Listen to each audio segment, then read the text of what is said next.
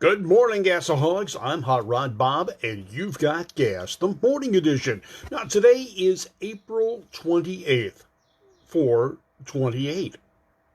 Sound familiar? Well, if you're a Ford guy, you know that number. 4/28, one of the quickest and more popular of the FE motors.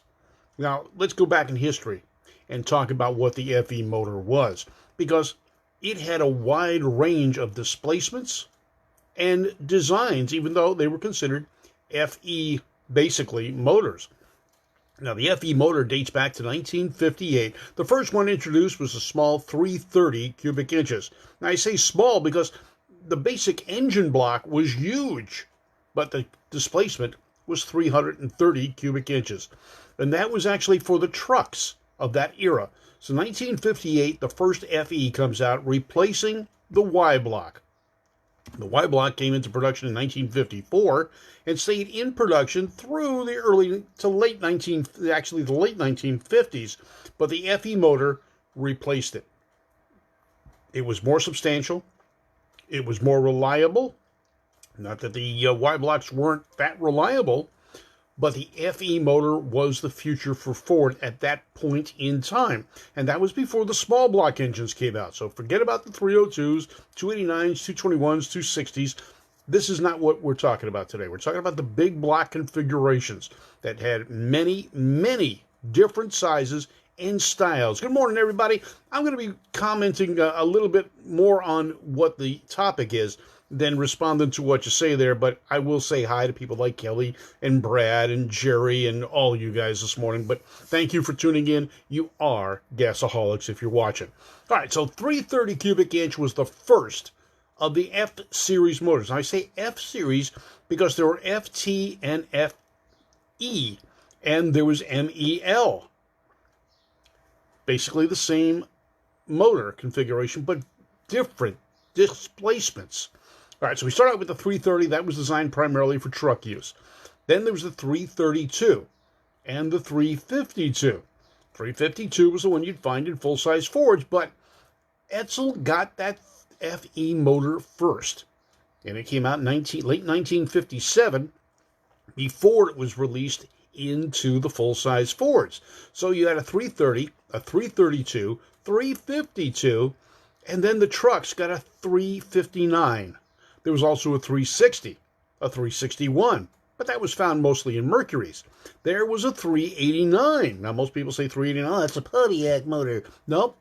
FE, or FT, another truck engine, 389 cubic inches. So you've got to be careful when you're buying a junkyard motor to check the numbers to make sure what you're getting. If you're looking for a vintage Ford FE style motor, you got to make sure you're getting what you think you're buying.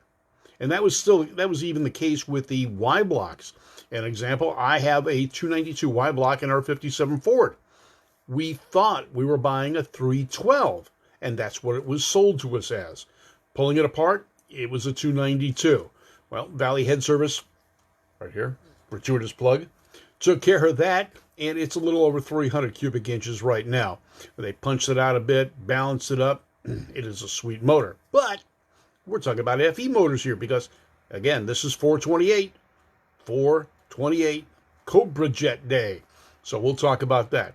So again, we've got another truck motor of 391 cubic inches. Now, why they came out with these strange cubic inch displacements, I'm not quite sure. Some of them were shared throughout the Ford, Lincoln, Mercury line, but some of them were not. Some of them were unique to specific bodies.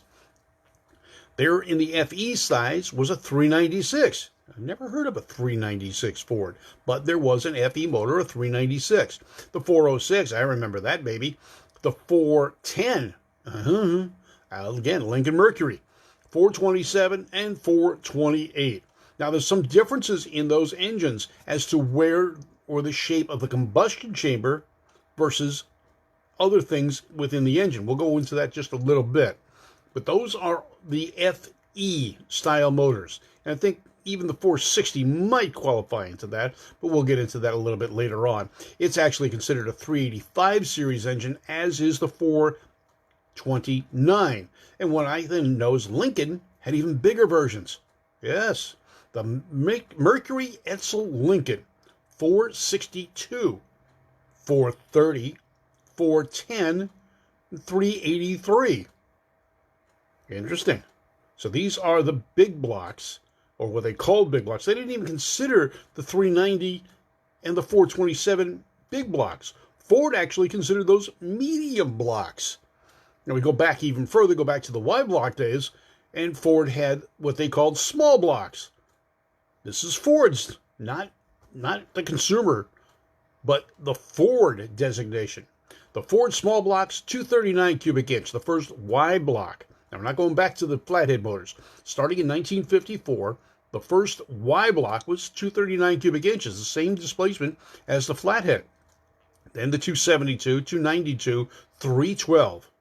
Then, early on in the 1960s, they came out with a small block because of their compact cars. Hi, Jess. How you doing? John Gomes. There was the 260, the 221, the 289, the 302, all Windsor blocks. And that was based on where they were manufactured, along with the 351 Windsor. There's the 302 and 351 Cleveland. Actually, they refer to it as a 335 series. Then there was the very short-lived 400. But again, those are considered small blocks because of their engine configuration. Medium blocks, 352 through 428, believe it or else. But there's also the big blocks, and these are Ford designations, guys. And Chris Costanza saying about 10 years ago, a friend bought a complete shipping container full of Cammer Hemis. Wow, from the Chrisman guys. Enough parts to build 12 motors. Lots of parts. Those were an amazing motor, and we'll talk about that too, because that was a very short-lived engine, not because it was unreliable, because it couldn't get homologated into NASCAR racing where it was designed to run. It was too tall. It didn't fit under the hood, and that was the reason. Good morning, Andrew. How are you doing? Mr. Green tuning in. All right, so there we go with the FE. That's a little bit basics of it. So again, the first generation 332s. It started out in 1958, Ford and Edsel. The 352 also came out in 1958. Actually, the 332 came out first in late 1957, followed by the 352. But let's jump ahead and go to the engine that this day is named for. Well, nice in theory anyway. This is 428 day. The Super Cobra Jets and so forth. These were the engines that started to dominate. Now, we'll go back 1 second because Chris brought up the 427 camber motor. Now, the single overhead cam motor was a Hemi design, and it was designed by Ford to compete against the Hemis of Chrysler on the super speedways. Didn't work. Not that it wasn't powerful enough. NASCAR, in their infinite wisdom, decided, yeah, it doesn't fit under a stock hood. And that's why it was banned. Not because it put out too much horsepower. It didn't fit under the hood. So the camera was based on the side Oiler 427 block, and it had a idler bar or something, idler shaft, where the standard camshaft was, and then had a single overhead cam design on Hemi heads. They were cast iron. These things were heavy. Didn't think about doing aluminum for whatever reason, and they made it to go against the NASCAR Chrysler Hemis. Didn't work, and it got banned, as did the Hemi that year. So both the Cammer from Ford and the Hemi from Chrysler were banned. They couldn't race. That was a 1-year ban. Chrysler came back with a detuned 426 Hemi, a street Hemi. They sold enough of them to make them streetable, and that finally got it qualified. Ford did not. They went to the 427, and it did okay. It really did. They were very successful. As a matter of fact, they beat Chrysler products for championships those years. All right, so let's go on to the 428. Here we are. 428. Now, Ford is saying that the 427 block, which I thought was the same as the 428, just different displacement, was a little bit more difficult to manufacture. Yes, Chris, that was one of the bad parts of that camber motor, was 6 feet of timing chain. And also, the cams would walk out or try to walk out of the cylinder heads because of the rotation, the way they spun. And it took some modification. I've seen a guy that has one in a street car. It's cool looking. But anyway, the 428 was based on the 427 block, but it was different in that Ford is saying that the casting of the blocks were difficult for the 427s. They had the side oiler and the top oiler configuration. Now, there are some that were drilled for both side and top oil, and what the research is saying is that they were mismanufactured. So with the double oiling in it, they could eliminate the side oiler and make it a top oiler. The top oiler was apparently easier to drill and set up.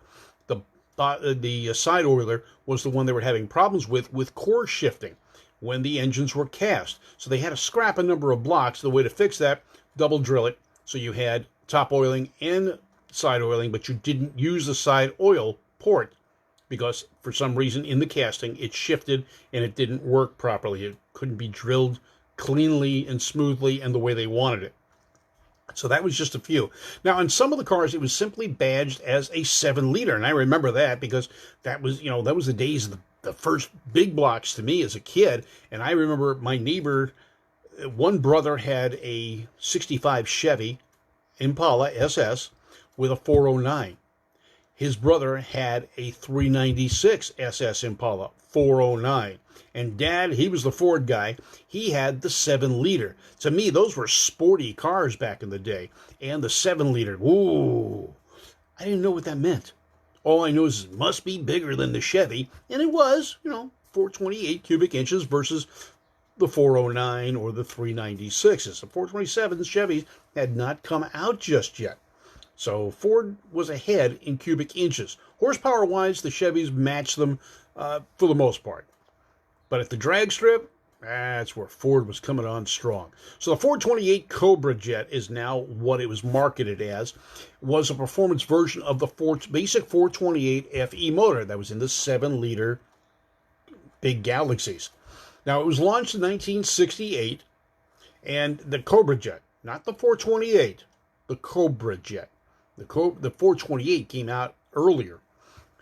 Let's see, so it would be 1967, 66, 67, somewhere in there. All right, it was built on the regular production line using a variety of cylinder heads.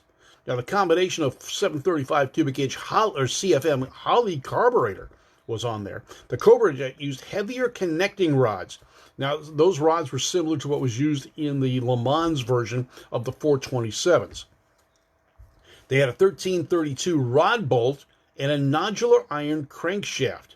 Now, Holman and Moody specifically prepped these motors, which carried no sound deadening, or these cars, or undercoating in the cars, and the factory optional equipment was deleted from the press car. Now, historically, road test data on the actual 428 CJ cars suggested peak output of about 275 net horsepower. And again, net, not gross. In those days, we used gross horsepower or brake horsepower.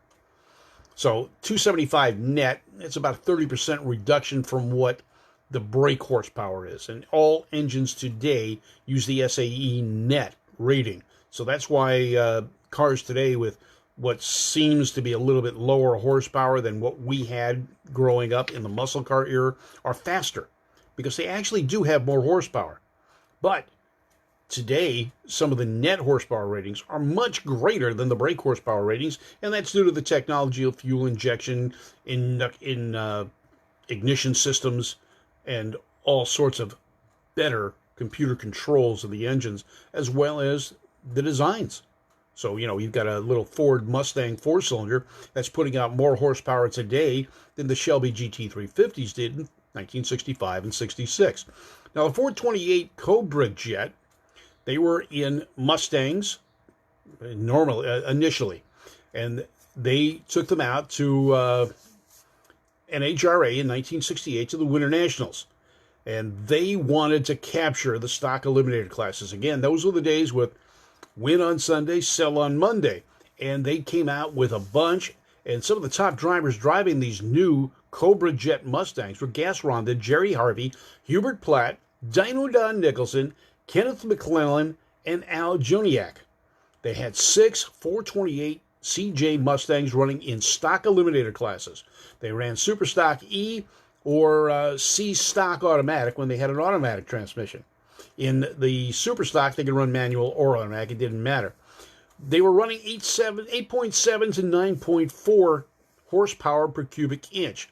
Now, the engines lived up to those expectations because in one class, Al Joniak and Herbert Platt, UB Platt, ended up in the final against each other. But all of the cars made it to the final rounds, and the Cobra Jet became a legend at that point in time. Now, the 4V or 4 Venturi 4-barrel car had 10.5 to 1 compression ratio. The 345 horsepower engine was available in the full-size Fords, the Thunderbird, the Mercury, and this is 1966 to 67, and the Mercury S55. There was a 360 horsepower version, and that was a Police Interceptor motor or Mercury Interceptor motor from 66 to 70.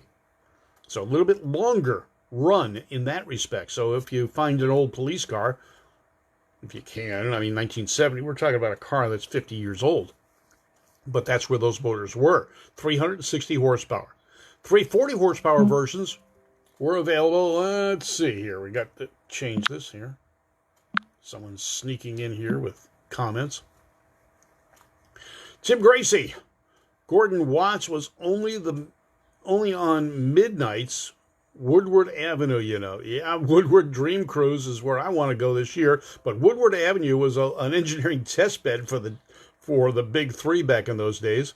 We even talk about that with the introduction of the GTO, with DeLorean going out and doing some test runs, so to speak. All right, but back to Fords.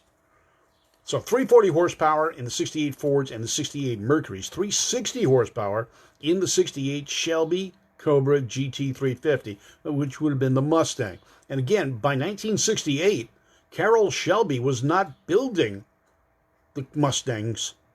Ford had taken over production of that. It still carried the Shelby name. They still were called Mustang Cobras, but Shelby was no longer doing the modifications.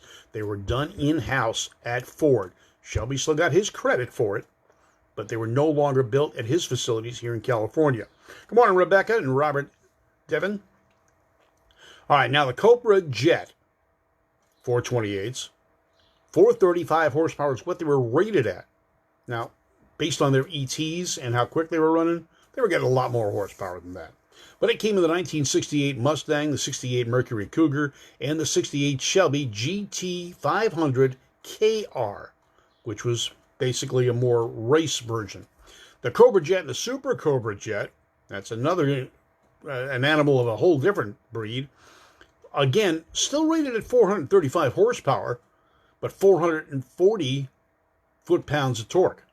It was available in the 69 through 70 Mustangs, 68 through 70 Cougars, 69 Fairlanes, and I remember that one because actually it became the Torino, the 69 Torino, and the 69 Mercury Cyclone.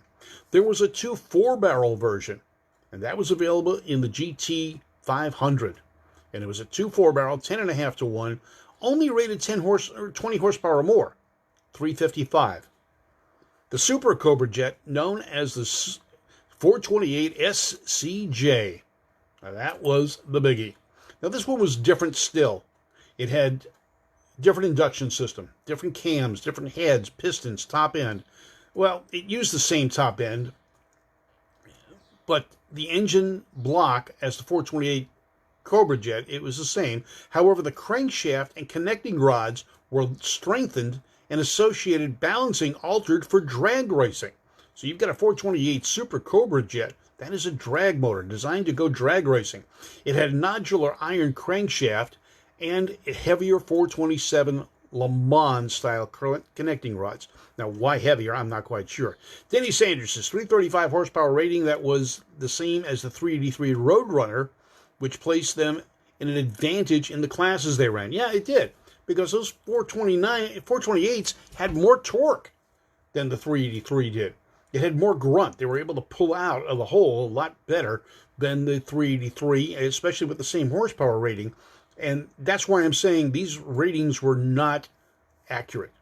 They were what the factory specified they were, and for a lot of reasons. And one of those things that I can go back to is I've seen the dyno charts on, say, the Chevy Z28s. Now, this is the era when the insurance company started getting involved with horsepower. But it was also a situation where they were playing games. In the case of the 302 Chevys, the 350 was rated at 295 horsepower at 5,500 RPM. If you look at the dyno charts for the 302 in the Z28, they didn't run the number. They didn't run the RPM as high to get the horsepower.